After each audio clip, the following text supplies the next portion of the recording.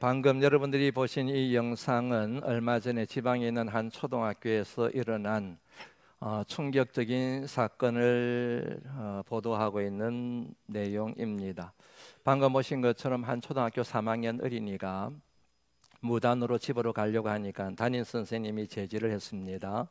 그런데 담임 목사님의 제지를 거부하고 심지어는 담임 선생님을 폭행하기도 하고, 그러자 교감 선생님이 나섰습니다. 교감 선생님이 제지를 하자 방금 영상에서 보신 것처럼 교감 선생님을 밀치기도 하고 아주 험한 욕을 하기도 하고, 심지어는 교감 선생님의 뺨을 여러 번에 걸쳐서 때리고 있는 그야말로 충격 그 자체의 영상 내용입니다. 여러분, 이 같은 영상을 보시면서 어떤 생각이 드셨는지 궁금합니다. 이분은 이렇게 생각하시고 저분은 저렇게 생각하시리라 여겨지는데, 어떤 식으로 생각을 하시든 우리 모두의 생각을 하나로 딱 묶어내는 키워드가 하나 있지 않을까 여겨집니다. 맞습니다. 그것은 바로 권위입니다. 권위의 실종입니다. 권위의 저항입니다. 언젠가 말씀드렸던 것처럼 한 시대에 주로 사용되고 있는 단어는 그 단어를 사용하고 있는 그 시대와 그 사회와 문화를 반영하고 있다고 합니다. 다시 말씀드립니다. 한 시대에 주로 그 시대를 살아가고 있는 사람들이 사용하는 단어가 있습니다. 표현이 있습니다. 그 표현은 그 단어를 사용하고 있는 사회와 문화가 어떠한지를 보여주는 그런 척도가 된다는 얘기이지요. 전에도 한번 말씀드린 것처럼 우리 사회에 가장 많이 사용되고 있는, 그리고 사람들에게 호감을 주는 표현 중에 하나가 바로 힐링, 치유라는 뜻을 가지고 있는 힐링이라는 단어입니다. 천지사방에서 힐링이라는 단어를 쉽게 만날 수가 있습니다. 영어에 대하여 거부감을 가지고 있는 사람도 힐링이라는 단어를 입에 달고 삽니다. 왜요? 이유는 간단하지요.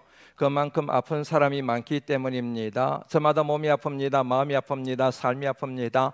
아파서 견딜 수가 없습니다. 죽을 것만 같습니다. 제발 누군가가 저를 좀 고쳐주십시오. 살려주십시오. 살고 싶습니다. 이 같은 우리의 시대를 반영하고 있는 단어가 바로 힐링이라는 단어이지요. 장로님이 기도하신 것처럼 저와 여러분들이 함께 오늘 말씀 나눌 때, 예배 드릴 때에 저와 여러분들이 치유해야 될 모든 부분들이 치유되는 역사가 일어나길 말씀이 육신이 되어 우리 가운데 가시는 주님의 이름으로 축원합니다. 힐링이라는 단어와 더불어서 우리 사회에 많이 회자되고 있는, 예전에도 그 표현이 있기는 했지만 유독 근자에 들어서 많이 사용되고 있는 또 다른 표현을 여러분들에게 소개해드리고 싶습니다. 그 표현은 바로 꼰대라는 표현입니다. 아마 여러분은 꼰대라는 말을 꽤 많이 들어보셨을 겁니다. 심지어는 여러분들 가정에서도 여러분 자녀들로부터 엄마 아빠 그런 말 하지 마, 꼰대 소리 들어, 엄마 아빠 꼰대야, 왜 그런 말 해, 왜 그런 행동해? 분명히 여러분 자녀들 가운데서 그런 얘기를 들어본 분들이 계실 겁니다. 직장에서는 말할 것도 없지요. 꼰대, 아이 저 집사 저번 꼰대짓 하네, 그러면서 뒤에서 비아냥거리면서 수군거리는 얘기들이 분명히 있을 겁니다. 꼰대라는 말, 사전적인 의미는 이렇습니다. 다른 사람의 의견에 귀를 기울이지 않습니다. 다른 사람의 의견을 완전히 무시해버립니다. 그리고 자기 생각, 자기 뜻, 자기 마음을 강요하는 그런 모든 행태를 일러서 사전적인 의미로 꼰대라고 그렇게 말합니다. 주로 성인들과 지금 세대, 다시 말씀드린 기성세대에 적용하는 표현이라 그렇게 말씀드릴 수가 있을 것 같습니다. 이 말은 부정적으로 기본적인 의미가 권위주의를 포함하여 권위를 거부하고 권위를 부인하고 권위에 저항하는 그 같은 문화를 반영하고 있습니다. 그러므로 저와 여러분들이 살아가고 있는 이 시대, 우리 사회가 꼰대라는 말을 그렇게 자주 사용한다고 하는 사실은 우리가 살아가고 있는 시대와 사회가 탈권위 시대가 되었음을 의미합니다. 권위를 거부합니다. 인정하지 않습니다. 심지어는 권위에 저항합니다. 대적합니다. 탈권위 시대라는 얘기입니다. 네 맘대로 해. 네 생각대로 해. 다른 사람 눈치 보지 마. 다른 사람 눈치 볼 것 없어. 네 마음대로 하면 되는 거야. 네 인생은 네 거거든. 이 같은 여러분 내용들을 광고 카피로 해서 상품을 선전하고 있는 그런 부분에 대하여 조금만 귀를 기울이고 눈을 열어서 보게 되면 쉽게 접할 수 있는 내용입니다. 네 인생은 네 거야. 네 마음대로 살아. 네 뜻대로 살아. 네 계획대로 살아. 네 감정 가는 대로도 괜찮아. 다른 사람 눈치 볼 거 하나도 없어. 그러니 집에 와서도 부모 눈치 안 보고 학교 가서도 선생님 눈치 안 보고 자기 감정 가는 대로 자기 기분대로 그렇게 함부로 생각하고 말하고 행동하는 그런 시대, 다시 말씀드리는 꼰대 시대, 권위를 거부하고 저항하는 시대. 여러분들 아시는 것처럼 물론 어느 시대나 권위를 거부하는 사람들은 있게 마련입니다. 그러나 우리가 살아가고 있는 이 시대만큼 권위에 저항하고 그리고 권위를 공격하는 시대도 없지 않았나 하는 생각이 들 정도로 심각한 사회적인 문제가 되고 있음을 오늘 영상을 통하여 저와 여러분들이 생각할 수 있는 바입니다. 지난주일에 여러분들에게 존 비비어가 쓴 순종이라는 제목의 책을 여러분들에게 소개해드렸습니다.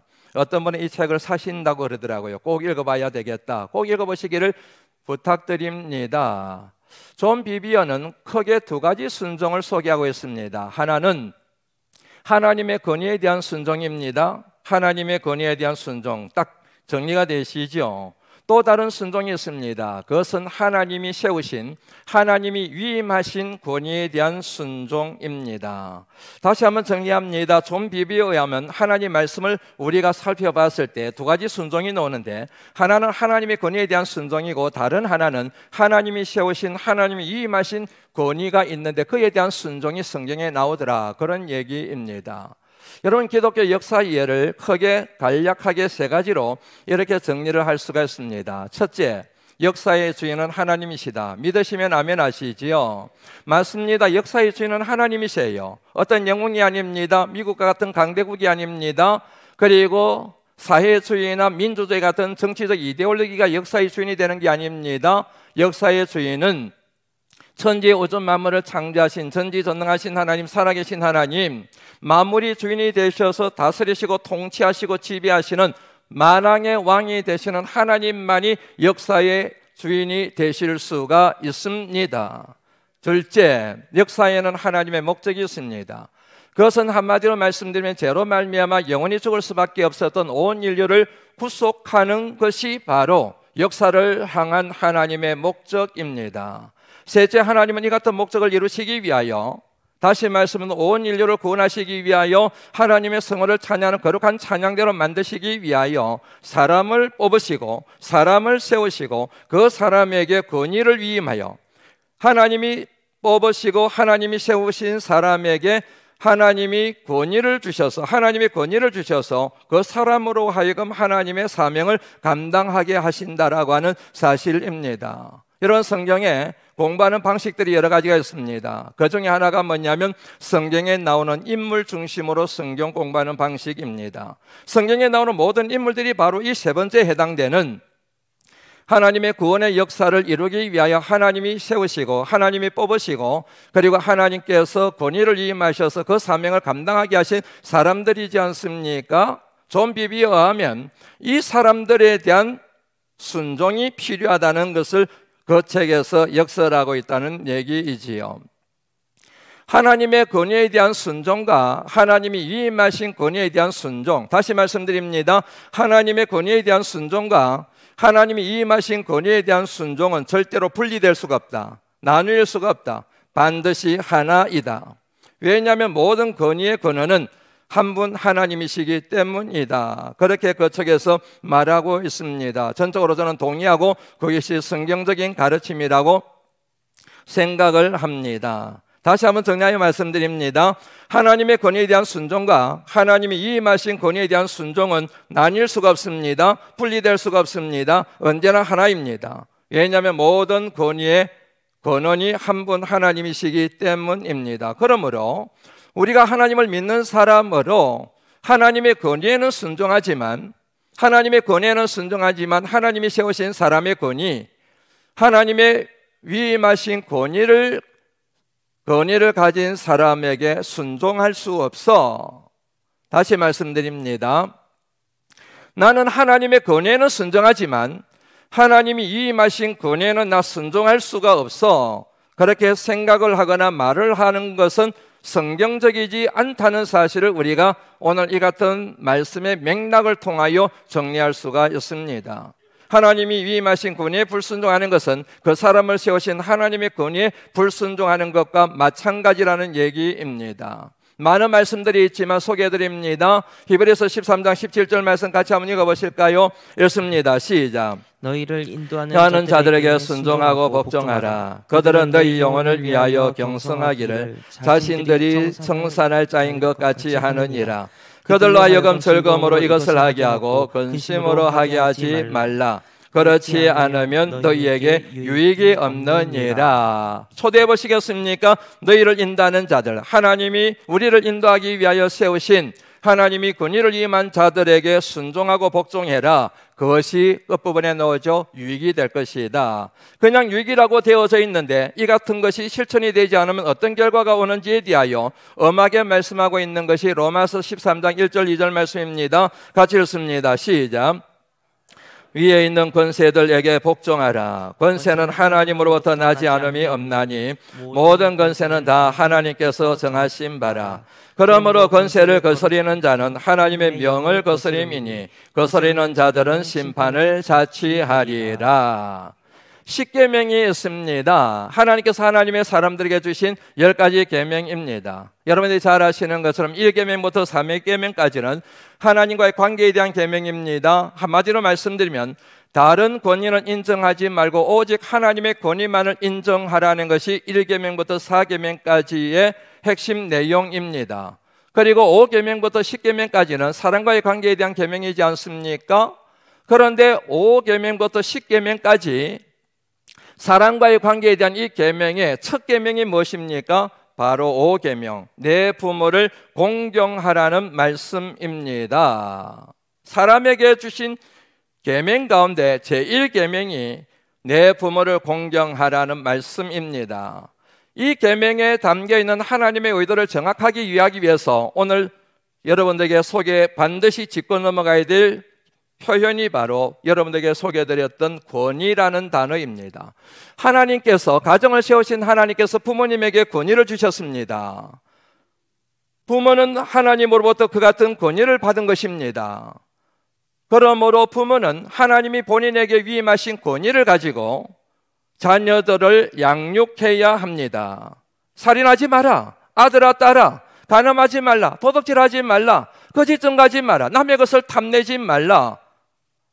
하나님께서 부모에게 주신 권위를 가지고 자녀들에게 분명하게 그렇게 가르쳐야 된다는 얘기이지요. 그리고 자녀들은 하나님께서 부모님에게 주신 권위를 인정하고 그 권위를 존중하며 그 권위에 순종할 수가 있어야 됩니다. 그래야 할 때 자녀들은 이 땅에서 이런 복을 받아 누리게 됩니다. 에베소서 6장 1절 보시겠습니까? 자녀들아, 주 안에서 내 부모에게 순종하라. 이것이 옳으니라. 내 아버지와 내 어머니를에게 공경해라. 이것은 약속 있는 첫 계명이니 3절 말씀 같이 한번 읽어보실까요? 읽습니다. 시작. 이로써 내가 잘되고 땅에서 장수하리라. 이 같은 맥락에서 이 말씀이 나오게 된 것입니다.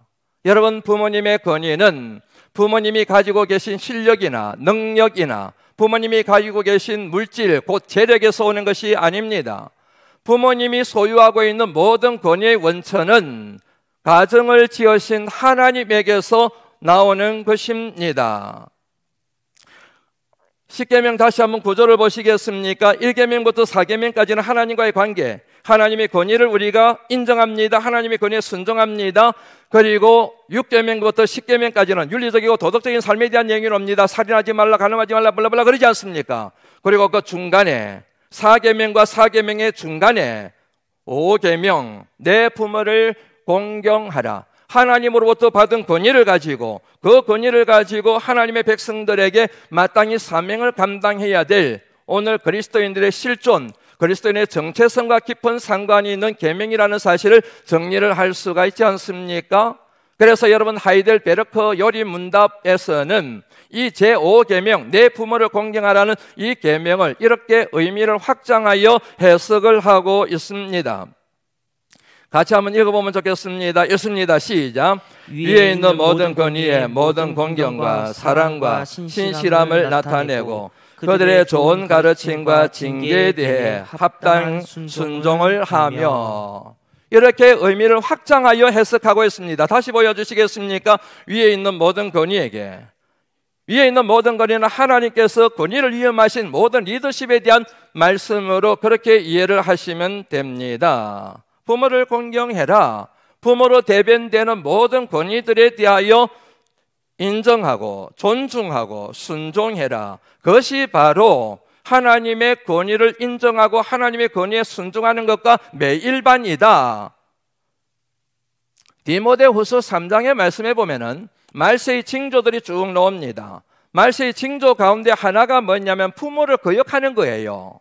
디모데후서 3장 2절 말씀에 보면은 부모를 거역하는 것이 말세의 징조로 그렇게 진술되어 있습니다. 부모를 거역합니다. 다시 말씀드리면 부모의 말씀에 순종하지 않습니다. 부모를 공경하지 않습니다.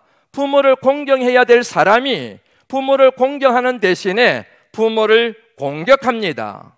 지식의 힘을 가지고, 젊음의 힘을 가지고, 건강의 힘을 가지고 부모를 끊임없이 공격합니다. 다시 말씀드리면 하나님께서 부모님에게 주신 권위에 대한 저항입니다.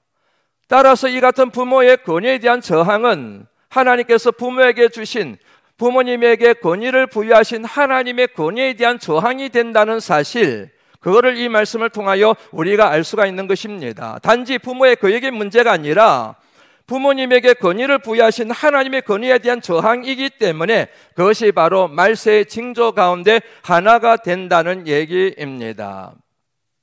앞서 말씀드린 것처럼, 앞서 영상을 살펴보신 것처럼 저와 여러분들이 살아가고 있는 시대가 바로 그런 시대가 되었다는 얘기입니다. 보신 영상은 하나의 사례에 지나지 않습니다. 이 같은 사례를 찾아보려고 하면 우리 사회 곳곳에서 얼마든지 볼 수가 있습니다. 저 학생만 그럴까요? 그러지 않습니다. 혹여 여러분들 자녀 가운데서도 학교에 가서 선생님의 권위를 인정하지 않고 선생님의 권위에 순종하지 않고 스승의 권위에 저항하고 대적하는 그런 경우가 있을 수 있는 시대라는 얘기입니다. 옛날에는 선생님의 스승님이라고 해서 선생님을 스승이라고 해서 그림자도 밟을까 조심했는데 요즘은 담임 선생님을 일러서 담탱이 그럽니다. 무시하고 깔보는 얘기예요. 선생님인데도 불구하고 쌤 그럽니다. 친밀감 때문에 그렇다고 하지만 친밀감은 생길는지 모르겠지만 쌤이라는 이 같은 축약어를 사용함으로 선생님의 권위는 내가 인정하지 않겠다는 그런 의사가 반영된 표현이라는 것도 오늘 청소년분들이 많이 있는데 여러분들이 기억할 필요가 있습니다. 이게 여러분 어디에서 시작이 되었을까요? 맞습니다. 가정입니다. 저 아이의 문제, 영상에서 봤던 저 아이의 문제의 원인이 어디에 있습니까? 가정이잖아요.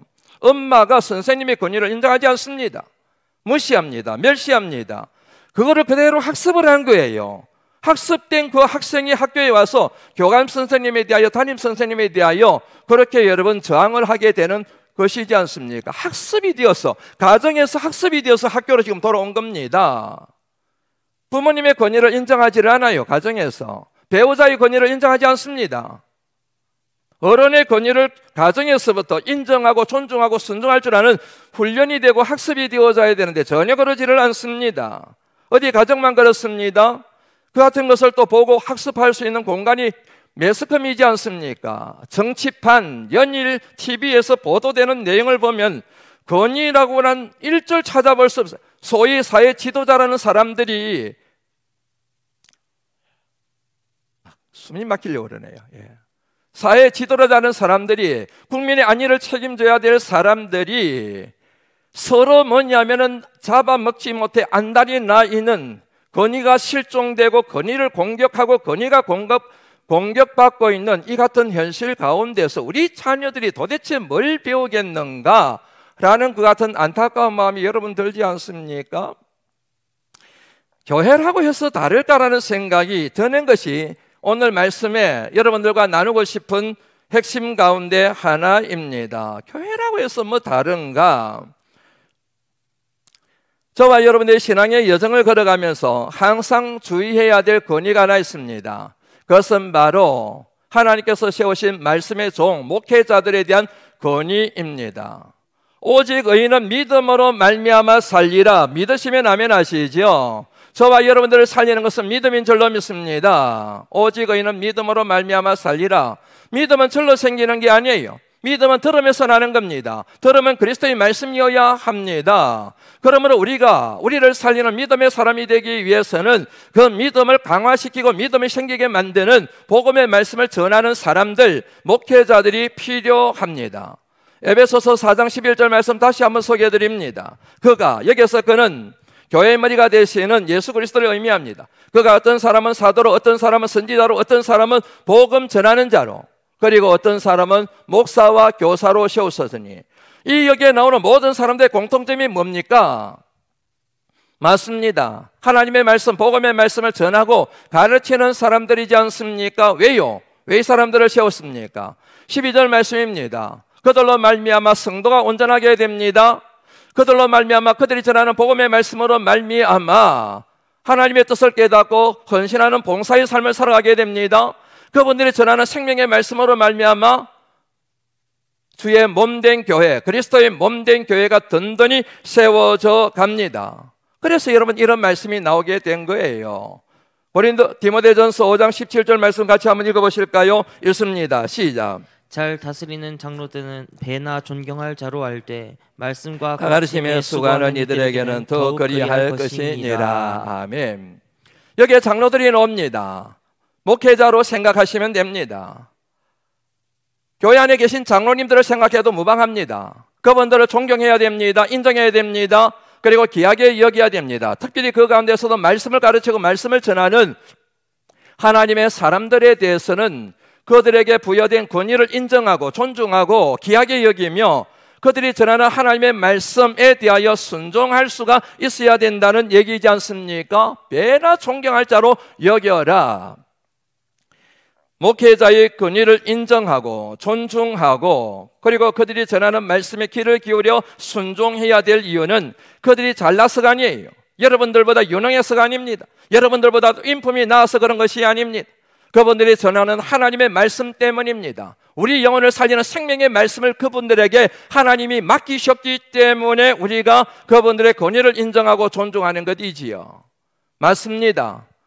이 자리에 서서 말씀을 전하는 모든 목회자들도 다 여러분들과 같은 사람입니다. 여러분들 같은 성정을 가진 사람입니다. 그럼에도 불구하고 감히 이 자리에 서서 하나님의 말씀을 전하고 그럼에도 불구하고 여러분들은 주일마다 이 자리에 오셔서 해중석에 앉으셔서 목회자들이 전하는 말씀에 귀를 기울이는 중요한 이유는 하나님께서 우리 모두에게 하나님께서 말씀 전하는 목회자에게 권위를 주셨다는 공감대, 믿음이 있기 때문에 이 자리에 서서 말씀을 전하고 이 자리에 서서 이 자리에 앉으셔서 여러분들이 하나님의 말씀을 듣는 것이지 않겠습니까? 만약에 하나님께서 주신 그 같은 권위에 대한 믿음이 없다고 한다면 이 자리에 서면 안 되는 거지요. 말씀 전하는 목회자에게 하나님이 주신 권위를 인정하지 않으면 이 자리에 앉아서 말씀을 들을 이유가 없지 않겠습니까?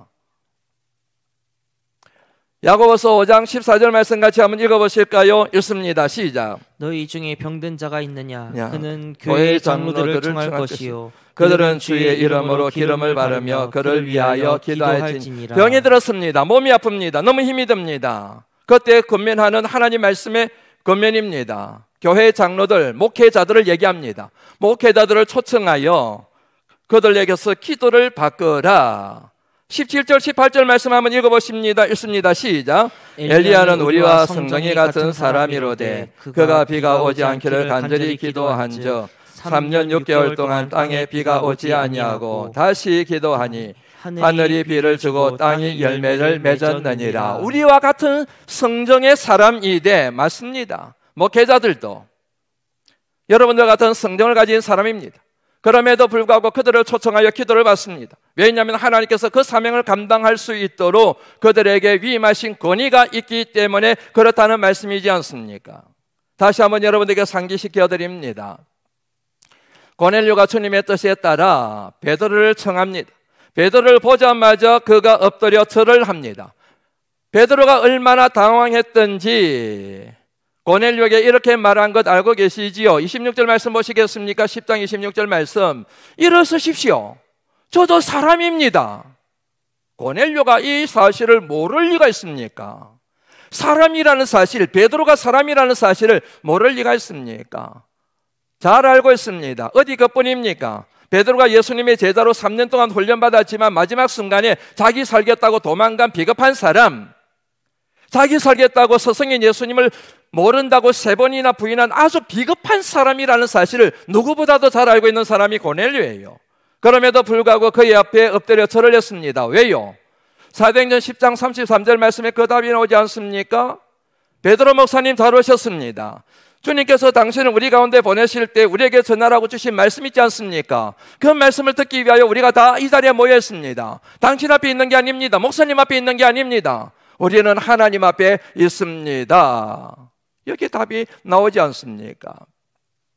여러분, 사탄은 여러분들과 하나님과의 관계를 파괴하여 믿음을 잃어버리게 하므로 멸망의 길을 걸어가도록 하기 위하여 아주 여러분 교묘한 전략을 사용합니다. 그게 뭐냐면 하나님과 그리고 성도의 관계를 파괴해버리는 것입니다. 하나님과 성도의 관계가 파괴되어져 버리면 믿음을 잃어버리게 되고 하나님을 떠나게 됩니다. 그런데 이때 사탄이 사용하는 하나님과 여러분과의 관계를 파괴하기 위하여 쓰는 전략이 있습니다. 그것은 바로 여러분들과 특별히 담임 목사와의 관계를 파괴시켜버리는 것입니다. 담임 목사의 관계가 파괴되어 버립니다. 목사님이 싫습니다. 밉습니다. 뭔가 신뢰가 가지 않습니다. 실망을 했습니다. 그러면 여러분, 아무리 이 자리에서 말씀이 선포되어져도 그분은 은혜를 받지를 못합니다. 다른 모든 사람들이 말씀의 은혜를 받아 아멘 아멘 해도 그분은 은혜를 받지 못합니다. 말씀이 들어오지 않습니다. 말씀이 아멘으로 받아들여지지 않습니다. 말씀을 들어야 말씀의 아멘으로 반응해야 믿음이 쭉쭉쭉 자라게 되는데 말씀이 막혀버립니다. 말씀이 들어오지 않습니다. 있던 믿음도 다 까먹어버립니다. 결국에는 하나님을 떠나게 되고 맙니다. 그래서 하나님은 언제나 성도를 거꾸로뜨리고 무너뜨리기 위하여 목회자와의 관계를 파괴하는 데 모든 에너지를 집중한다는 사실을 절대로 잊어버리시면 안 됩니다. 이때 여러분, 사탄이 쓰는 전술이 뭔지 아십니까? 그것은 바로 성도들로 하여금 목회자의 행위에 집중하게 만들어버립니다. 목사님은 말씀대로 사나? 항상 그것에 대하여 관심을 기울이게 만들어버립니다. 목사님도 안 살잖아. 그런데 목사님은 맨날 좋은 말만 하고 자기도 안 하면서, 자기도 실천 안 하면서, 자기도 말씀대로 살지 않으면서 우리한테 강요만 해. 항상 목회자의 행위에 집중하게 만들어서 목회자로 하여금 자꾸만 털게 만듭니다. 먼지를 털어서 목회자의 흠집을 찾아내게 만들어버립니다. 그러면 잘 아시는 것처럼 여러분, 열의 9명은 다 실망하게 됩니다. 상처를 받게 됩니다. 더 이상 기대를 하지 않게 됩니다. 여러분들이 잘 아시는 것처럼 이것이 아무데나 적용하면 안 되지만 털어서 먼지 안 나는 사람이 어디 있습니까? 목회자들도 앞서 우리가 말씀을 통하여 살펴봤던 것처럼 여러분들 같은 성령을 가진 사람이요, 하나님의 은혜를 필요로 하는 죄인인데 우리가 신이 아니지 않습니까? 목회자들이 성인이 아니지 않습니까? 완벽한 사람이 어디에 이 세상에 존재할 수가 있겠습니까?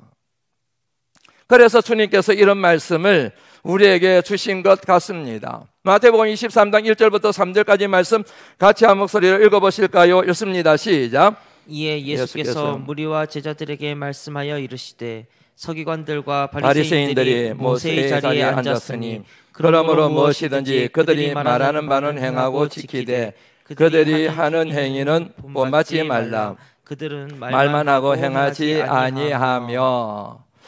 주님께서는 바리새인들과 서기관들이 말하는 것과 그리고 그들의 행위를 구분하고 있습니다. 그들이 말하는 것은 귀담아 들으라. 그리고 그 말대로 살려고 노력해라. 왜냐하면 그들이 말하는 것은 다 옳기 때문이다. 그러나 절대로 그들의 행위는 보지 마라. 그들의 행위는 잘못되었다. 그들의 행위를 보게 되면 실망하게 될 것이다. 그들의 행위를 보게 되면 옳은 말, 그들의 입술에서 나오는 진리의 말씀도 내가 포기할 가능성이 많으니 행위를 보지 말고 그들이 말하는 말이 옳은지에 대해서만 생각하고 옳으면 순종하거라. 이렇게 말씀하고 있다는 거이지 않습니까? 재미있는 얘기 알고 계시지요? 어린아이를 목욕을 시켰습니다. 때물이지 않습니까? 버립니다. 때물만 버리는 것이 아니라 아기까지 함께 버리는 그런 부모가 있을 수가 있다는 얘기지요. 어리석은 것입니다. 지금까지 목회를 하면서 나름대로 목회한 연수가 저도 이제 꽤 됐지 않습니까? 이렇게 생각하는 바들이 참 많이 있습니다. 목회를 하면서 참 힘든 분이네. 이분 참 목회하기가 힘드네. 좀 변화되고 성장하고 신앙생활 좀 기쁘게 행복하게 좀 능동적으로 적극적으로 자기주도적으로 좀 신앙생활 했으면 참 좋겠는데 이분 안 되네. 딱 여기까지만 하고 또 도망가고 여기까지만 하고 도망가고 그러네. 그런 분들이 계시죠. 그분들 중에 한 부류가 누구냐면요, 예전에 목회자들로부터 상처를 받은 분들, 예전에 목회자에 대하여 실망했던 분들, 예전에 목회자와의 관계가 파괴되어서 심각한 고통을 겪었던 분들이 대부분 그렇습니다. 왜냐하면 이분들 머릿속에는 목회자는 다 그렇다고 생각하는 거예요. 목회자를 보는 색안경을 끼고 있는 겁니다. 다 똑같다는 거예요. 모든 목회자들이 다 같다는 얘기예요. 그래서 예전에 목회자와 한번 싸운 적이 있는 분들은 계속해서 목회자에 대한 걸림돌이 되는 거예요. 감정적인 걸림돌이었습니다. 눈에 보이지 않는 벽이 있는 겁니다. 그래서 뭐냐면은 목회자와 친밀한 관계를 맺어서 서로 지지하고 응원하면서 성화의 과정을 세워가야 되는데 이게 되질 않고 항상 뭐냐면 10년, 20년 신앙 여정 가운데 있는 트라우마를 안고 고통 가운데 살아가더라는 얘기입니다. 그런데 참 역설적이게도요, 목회자에게 정말 힘이 되고 목회의 보람을 느끼게 되는 분들 역시 예전에 목회자들로부터 상처를 받거나 목회자들 때문에 실망한 분들이란 얘기입니다. 그 같은 경험을 바탕으로 해서 시행착오를 겪고 난 뒤라서인지 항상 조심하게 되고 그런 부분에 대하여 걸려들지 않도록 사탄의 꾀에 넘어가지 않도록 스스로 관리해 갈 수 있는 믿음의 저력이 그분들에게 생겼기 때문이더라 하는 것입니다. 여하튼 중요한 것은 여러분, 사탄이 여러분들의 믿음을 파괴하기 위하여 하나님의 관계를 파괴해야 되는데, 그 관계를 파괴하기 위하여 말씀을 듣지 못하게 만들어야 되는데, 이를 위하여 언제나 하나님께서 임하신 목회자들과의 관계를 파괴하는 전술을 사용하고 있다는 사실을 잊어버리시면 안 됩니다. 그러나 목회자들은 이 같은 말씀과 이 같은 논리를 악용하면 안 됩니다. 다시 말씀드립니다. 방금 말씀드렸던 이 같은 내용은 교인들이 여러분들 숙지를 하고 계시는 것이 신앙 여정에 꼭 필요한 지혜이지만, 목회자들은 이 같은 말씀과 이 같은 논리를 자신의 목회에 악용해서는 안 됩니다. 말씀 전하는 대로 말씀대로 살기 위하여 몸부림쳐야 됩니다. 죄에 민감하고 핵에 민첩한 영성을 관리하기 위하여, 유지하기 위하여 치열하게 자기 자신과 실험해야 됩니다. 1000가지이든 10,000가지이든 교인들에게 뻔을 보이기 위하여 힘들지만 노력하고 또 노력하는 것이 맞습니다. 만일 하나님께서 목회자에게 주신 권위를 가지고 자신의 목회적 야망을 이루고 자신의 세속적인 욕망을 채우는데 하나님이 주신 권위를 사용한다고 한다면 하나님께서 반드시 하나님의 때에 그 목회자에게 벌을 내리시고 또 벌을 내리시리라는 것이 하나님의 말씀입니다. 사랑하는 성도 여러분들에게 한 가지 이참에 부탁을 드리고 싶습니다. 잘못된 리더십에 대하여 여러분들이 함부로 심판하시고 여러분들이 정죄하시고 그리고 여러분들의 입술과 여러분들의 손에 피를 묻히지 마시라, 그렇게 권면을 드리고 싶습니다. 다윗은 사울을 죽일 기회가 있었지만 그럼에도 불구하고 그의 손을 피를 묻히지 않았던 중요한 이유는 사울이 바로 하나님이 기름 부은 종이요, 따라서 하나님께서 반드시 하나님의 때에 그 부분에 대하여 정리할 것이라는 믿음이 그에게 있었기 때문이었습니다. 그럼에도 불구하고 의외로 많은 분들이 하나님이 임하신 권위, 그 권위는 생각하지 않고 단지 내 마음에 들지 않는다는 이유만으로 하나님이 세우신 권위에 대하여 함부로 저항하는 것은 여러분들에게 하등의 덕이 되지를 않습니다. 사도 바울과 바나바가 루스드라에서 나면서부터 걷지 못하는 사람을 고쳐주었습니다. 그러자 사람들이 이 바나바와 바울을 신이라고 생각을 하고 제사를 드리려고 합니다. 그것을 본 사도 바울과 바나바가 기겁을 하고 놀라서 자신들의 옷을 찢으면서 그 무리들 속에 뛰어들어가서 이렇게 얘기합니다. 사도행전 14장 15절 말씀 같이 한번 읽어보실까요? 읽습니다. 시작. 이르되 여러분이여 어찌하여 이러한 일을 하느냐? 우리도 여러분과 같은 성정을 가진 사람이라. 여러분에게 복음을 전하는 것은 이런 헛된 일을 버리고 천지와 바다와 그 가운데 만물을 지으시고 살아계신 하나님께로 돌아오게 함이라. 아멘. 사도 바울과 바나바에게는 큰 위기였습니다. 자칫 잘못하다가는 교주로 갈 뻔했습니다. 여러분들, 사람들이 자그마한 일에 칭찬만 해도, 인정만 해도 어깨가 쭉 올라가지 않습니까? 그런데 사람들이 그냥 인정하고 칭찬하는 것이 아니라 신으로 떠받들려고 합니다. 그러면 여러분, 웬만한 사람 같으면 다 넘어가게 됩니다. 한국의 기독교 역사 가운데 하나님이 주신 은혜, 하나님이 주신 권위를 가지고 하나님의 거룩한 사명을 온전히 감당하지 못하다가 이단이 되어서 교주가 된 사람들이 어디 한둘입니까? 사도 바울과 바나바도 그 짝이 날 가능성이 딱 있었는데 사도 바울이 딱 중지를 시킵니다. 나도 여러분들과 같은 성정을 가진 사람입니다. 오직 참 하나님은 한 분밖에 없습니다. 하나님만이 참 하나님이십니다. 그리고 딱 정리를 해버렸습니다. 사랑하는 성도 여러분, 교인들은 하나님께서 권위를 위임하신 목회자들의 권위를 인정하고 존중히 여기며 귀하게 여기며 그 권위에 옳은 말씀은 말씀대로 순종할 수가 있어야 합니다. 별로 아멘 안 하시지요? 여러분들도 어쩌면 권위에 대한 거부와 저항이 이렇게 살이 배어 있을지도 모르겠습니다. 다시 말씀드립니다. 교인들은 하나님께서 위임하신 권위를 목회자이든 장로님들이든 교회학교 선생님들이든 항존이든 하나님께서 위임하신 그 권위를 인정하고 존중하고 귀히 여기며 옳은 권위에 대하여 순종할 수 있어야 합니다.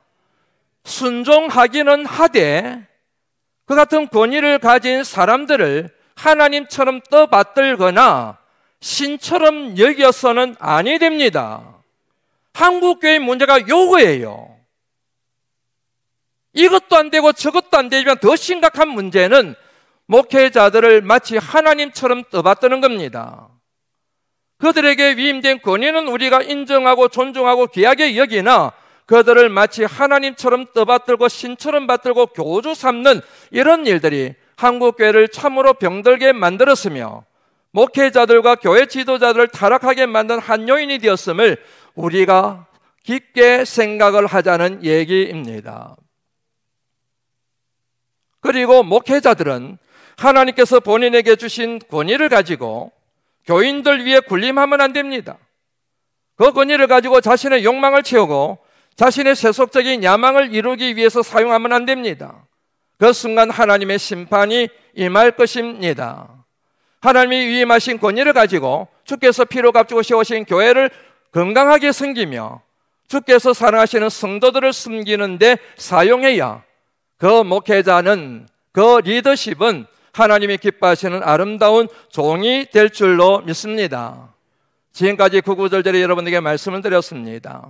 오늘 본문 3절에서 이 말씀들을 제가 다 풀어냈습니다. 오늘 3절 말씀 같이 한번 읽어보실까요? 읽습니다. 시작. 두 사도가 오래 있어 주를 힘입어 담대히 말하니 주께서 그들의 손으로 표적과 기사를 행하여 주사 자기 은혜의 말씀을 증언하시니. 아멘. 사도 바울과 바울의 손으로 말미암아 놀라운 능력과 표적이 나타났습니다. 왜냐하면 하나님께서 말씀의 종들인 그들에게 말씀의 생명의 말씀을 더 잘 전하도록 하기 위하여 이 같은 권위를 그들에게 부여하셨기 때문입니다. 표적과 기적의 목표가 있는 것이 아닙니다. 생명의 말씀을 전하는 것에 목적이 있었습니다. 저는 우리 바람반석교회 안에 이 같은 거룩한 역사가 나타나길, 말씀이 육신이 되어 우리 가운데 거하시는 주님의 이름으로 간절히 소망합니다. 이제 말씀을 마무리하려고 합니다. 어떤 목사님이 카페에 들어가셔서 경험했던 것을 최근에 자신의 페이스북에 올린 글 내용입니다. 들어갔더니 1년의 여자분들이 시끌벅적하게 얘기를 나누시더래요. 그런가 보다 생각을 했는데 갑자기 귀가 솔깃하게 만드는 표현들이 막 들리더랍니다. 집사님, 권사님, 집사님, 권사님 막 그러더래요. 아, 교회, 어떤 교회 권사님과 집사님들이 카페에 놀러 오셨구나, 그렇게 생각을 했답니다. 오늘 청소년들이 있어서 그 목사님이 페이스북에서 들었던 얘기들은 제가 다 올리지는 못할 것 같아요. 한마디로 말씀드리면 처음부터 끝까지 목회자 욕하는 것, 장로님들 욕하는 것, 교회에 대하여 원망하고 불평하는 것. 자기도 교회 섬기고 있는 목사님이기 때문에 기가 안 쏠릴래야 안 쏠릴 수가 없었던 것이지요. 그런데 그 긴 시간 동안 얘기를 하는 중에 칭찬하는 말은 한마디도 없더라는 거예요. 처음부터 끝까지 목회자들에 대하여, 장로님들에 대하여, 교회에 대하여 원망과 불평을 끊임없이 쏟아내더라는 겁니다. 그것도 큰 소리로.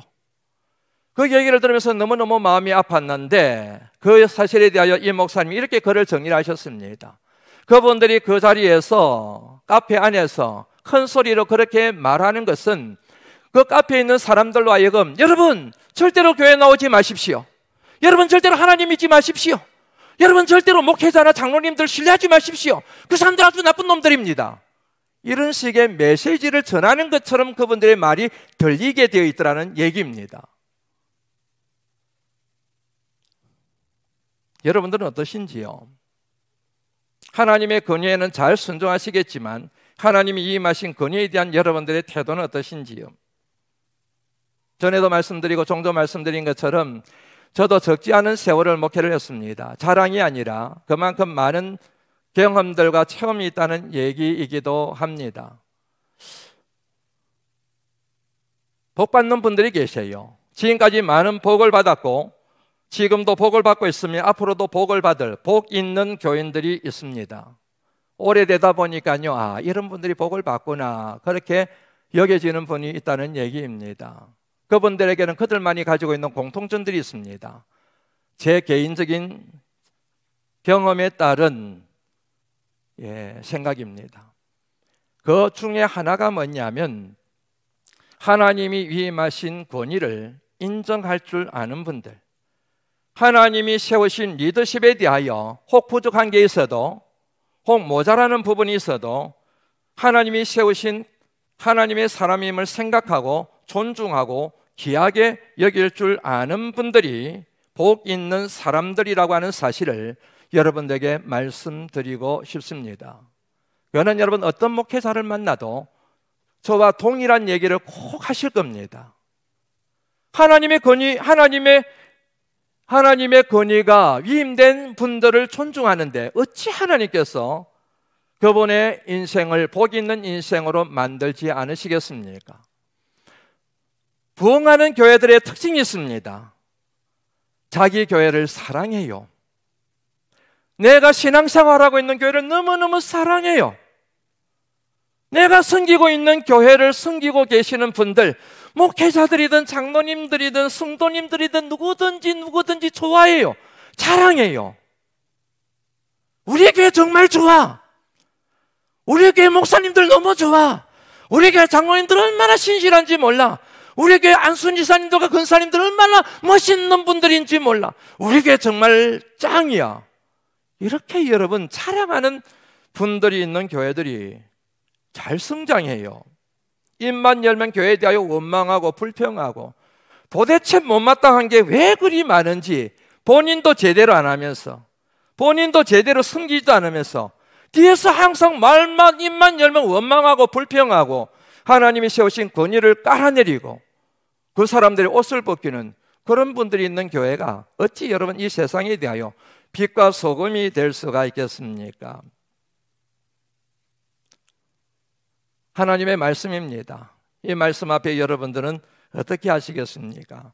이 말씀에 순종하여 복 있는 인생이 되시겠습니까? 상관없어. 나는 그냥 내대로 신앙생활하는 거지. 그러시겠습니까? 선택은 여러분들이 하셔야 됩니다. 하나님 감사합니다. 귀한 말씀 오늘 우리에게 주심을 감사합니다. 맞습니다. 역사의 주인 하나님이십니다. 민족의 주인도 하나님이십니다. 우리 가정의 주인도 하나님이십니다. 우리 인생의 주인도 하나님이십니다.